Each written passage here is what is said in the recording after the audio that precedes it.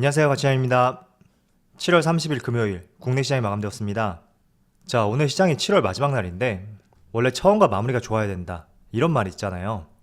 그런데 7월달 시장은 처음도 좋지 못했고 마지막도 정말 좋지 못했습니다.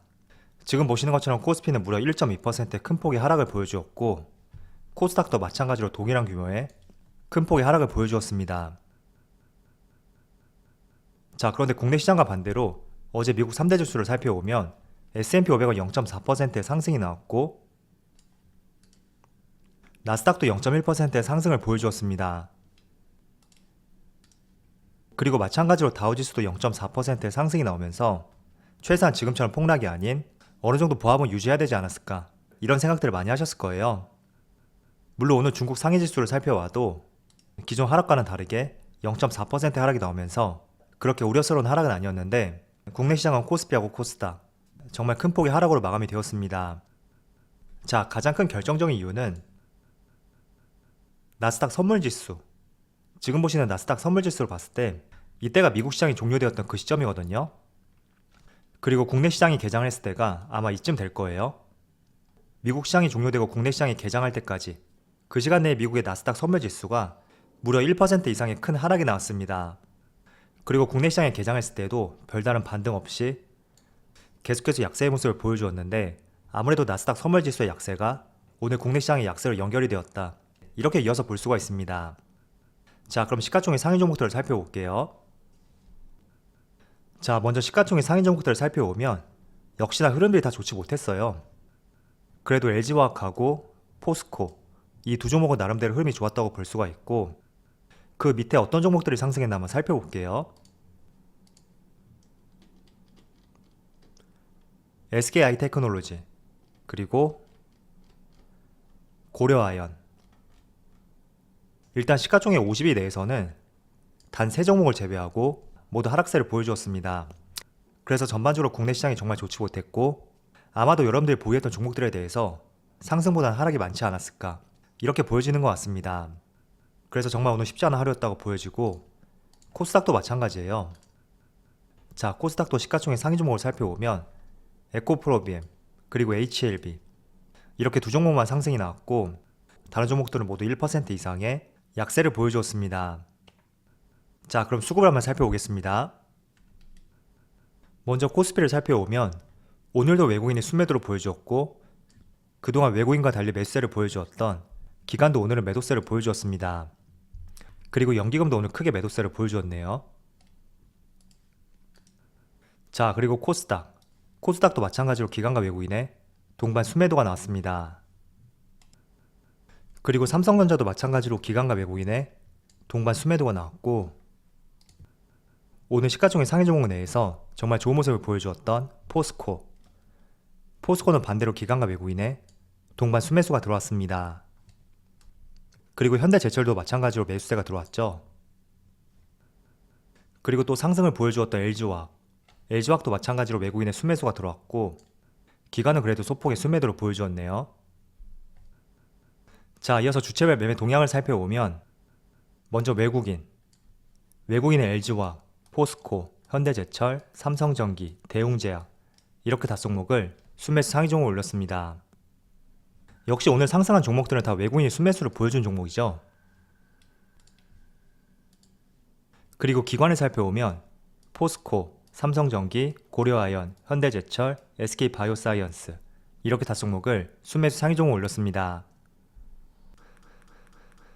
자, 오늘 7월 말에 시장이 정말 좋지 못했는데 그래도 시가총액 상위 종목 내에서 철강 관련주들 특히 포스코하고 현대제철이 그나마 지수 대비 조금 선방을 했다고 볼 수가 있습니다. 일단 오늘 이렇게 선방을 했던 이유 중에 하나는 지금 여기 기사를 보시면 중국에서 2차 수출 증치세를 폐지하기로 결정을 했다. 이런 기사가 발표가 되었고 다음 달 1일 8월 1일부터 시행하겠다. 이렇게 발표를 하였습니다. 자, 중국의 수출 증치세 간단하게 말씀을 드리면 여기 제가 줄을 그어놨죠. 한번 읽어볼게요. 수출 증치세 환급은 중국 철강기업의 수출을 할 때 품목별로 13% 부가가치세를 내고 이후에 다시 환급을 받는 제도입니다. 즉 한마디로 부가세를 환급받는다 이렇게 볼 수가 있습니다. 자, 그런데 이 수출 증치세를 폐지하게 된다면 그만큼 국내 기업들의 가격 경쟁력에서 뒤처지지가 않을 수가 있습니다. 그동안 13% 부가가치세를 환급받았기 때문에 최소한 13%만큼은 중국 기업들이 국내 기업들과 경쟁할 때 우위를 볼 수가 있었지만 그 부분이 사라짐으로써 국내 기업들은 가격 경쟁에서 뒤처지지 않을 수 있는 시점이 될 수가 있거든요. 자, 그래서 오늘 철강주들, 어제를 제외한다면 그동안 흐름이 좋았었는데 오늘도 역시나 지수가 이렇게 빠지는 상황에서 그나마 선방을 해주고 있다고 볼 수가 있습니다. 그래서 대표적으로 철강주에게는 굉장히 호재성 내용이라고 보여집니다. 자, 그런데 반대로 부정적인 이슈가 있다면 며칠 전에 유럽에서 탄소 국경세를 도입함으로써 국내 철강업계가 타격을 받을 수 있는 가능성이 높아졌습니다. 아마 이 내용은 들어보셨을 거예요. 7월 중순부터 나온 이야기고 취지를 한번 살펴보면 유럽 내에서 생산된 제품보다 수입품의 탄소 배출량이 더 많을 경우에는 이 탄소 국경세를 부과하겠다, 이런 취지가 될 수 있고, 이런 부분은 또 조금 전에 말씀드렸던 중국의 수출 증시세 폐지, 이런 이슈와 반대되는 이야기로서 가격 경쟁력이 떨어질 수 있다는 하나의 내용이 될 수 있습니다. 그래서 지금 철강업계는 두 가지 이슈가 있는데, 하나는 탄소 국경세, 조금은 부정적으로 볼 수가 있고, 또 두 번째는 중국의 수출 증시세 폐지, 이 부분은 반대로 긍정적으로 볼 수가 있습니다. 그래서 이 부정적 이슈를 토대로 경기 민감주, 철강주를 투자하신 분들이라면 한번 밸런스를 잡아보면서 투자 전략을 세워볼 필요가 있다고 저는 생각하고 있습니다. 그렇지만 중국의 수출 증시세 폐지 같은 경우에는 당장 8월 1일부터 시행이 된다면 유럽의 탄소 국경세 도입, 내후년 2023년 1월부터 단계적으로 시행을 하고 전면적인 도입 시기는 26년부터이니까 어느 정도 기간이 있단 말이죠. 그래서 정말 내가 1년 이상 장기 투자할 계획을 갖고 있지 않다면 하나의 부정적인 재료, 그리고 하나의 긍정적인 재료, 이 두 가지를 토대로 조금 더 긍정적인 부분에 우리가 점수를 부여하고 투자 관점을 세워보는 것도 좋을 것 같습니다. 자, 그리고 LG화학도 오늘 주가가 나름 선방을 했어요. 일단 어제 발표된 실적이 너무나 긍정적이었고 이런 부분이 지수 대비 선방을 보여주고 있다고 볼 수가 있습니다.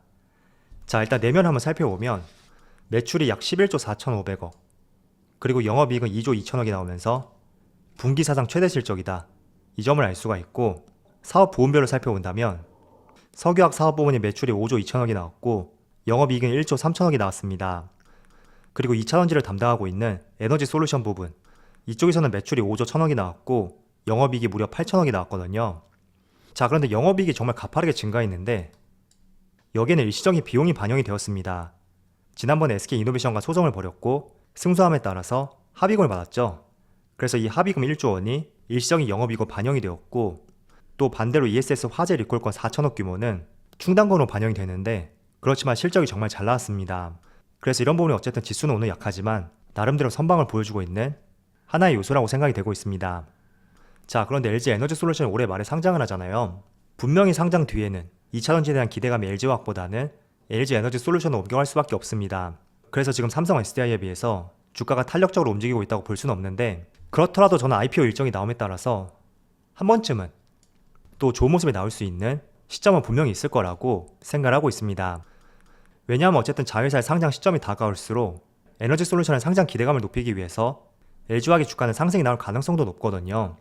그래서 아직 정확하게 일정이 나오지 않은 만큼 혹시나 LG화학을 보유하신 분들이라면 지금 주가가 약세를 보인다고 해서 빠르게 던지기보다는 조금의 시간을 두고 IPO 일정이 언제 나오는지, 그리고 구체적인 시기가 어떻게 되는지, 이런 점들을 판단해 보시면서 한번 면밀하게 계획을 세워보는 것도 좋을 것 같습니다.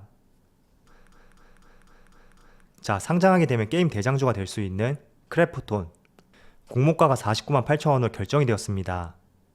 정말 단순하게 공모가만 본다면 기존에 상장했던 기업들에 비해서 정말 높은 가격대라고 생각이 되고, 그리고 공모가 49만 8천 원을 유지하며 상장이 될 경우에는 시가총액이 약 24조 원이 되고, 여기서 시초가가 2배로 시작을 한다면 바로 한 달 전 네이버 시가총액하고 비슷한 규모가 됩니다.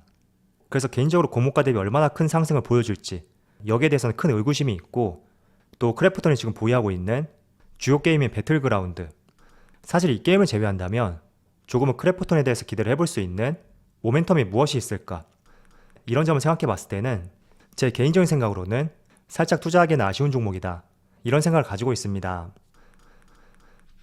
자, 그런데 지금까지는 크래프톤이 영위하고 있는 사업에 대해서만 우리가 집중을 했다면 지금 이 기업이 추구하고 있는 사업의 비전, 과연 어떤 생각을 가지고 있는지 말씀을 드려보면, 자, 크래프톤은 단순히 게임 회사가 아니라 IPO로 조달한 자금을 활용해서 국내외 콘텐츠 기업을 M&A 할 것이라고 발표를 했습니다. 그리고 게임뿐만 아니라 영화, 웹툰, 웹소설까지 제작하면서 사업 범위를 게임에서 머물지 않고 글로벌 콘텐츠 기업으로 도약하겠다고 발표를 했습니다. 그래서 지금은 게임 기업이지만 이 기업이 지금 추구하는 방향성은 단순히 게임을 넘어서 글로벌 콘텐츠 기업으로서 사업의 범위를 확장시켜 나가겠다, 이런 의도를 알 수가 있습니다.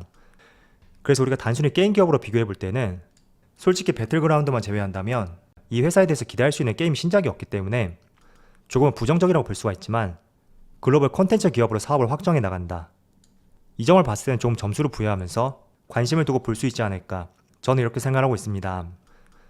그리고 추가적으로 한번 살펴보니까 다음 달 초에 상장 예정인 크래프톤, 이 기업의 주력 게임인 배틀그라운드를 활용해서 지금 영화를 제작하겠다, 이런 발표도 있었고, 또 최근에는 배우 마동석 주연의 단편 영화인 그라운드 제로도 공개가 되었습니다. 그래서 지금만 봤을 때는 다소 공모가도 높다고 생각이 되고, 과연 공모가에서 얼마나 더 상승이 나올 수 있는지 여기에 대한 의구심은 있지만, 이 기업이 추구하는 사업 방향성, 이 점도 여러분들이 한번 생각해 보시면서 투자의 계획을 고려해보는 것도 좋을 것 같습니다. 자, 마지막으로 지금 코스피 차트를 보시면 오늘 조금 우려스러운 음봉이 나왔습니다. 그래서 이런 부분이 다음 달 8월 시작부터 어떤 모습이 나올지 조금은 긍정적인 시각보다는 다소 부정적인 시각을 높일 수 있는 그런 흐름인 것 같습니다. 그리고 차트를 조금 더 확대해 보면 지금 흐름 자체가 21선 밑에서 횡보를 하고 있거든요. 지난 6월달하고 비교해서 보면 6월 전에는 그래도 21선 위에서 굉장히 양호한 패턴을 보여주었다면, 지금은 21선을 상승할 만하면 다시 깨고 내려오는 하락하는 패턴의 전형적인 모습을 보여주고 있습니다.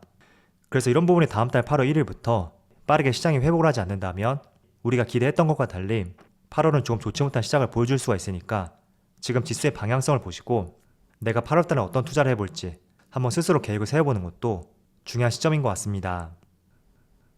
자, 그럼 우리 영상 여기서 마치도록 하고요. 언제나 여러분들의 성공 투자를 기원하도록 하겠습니다.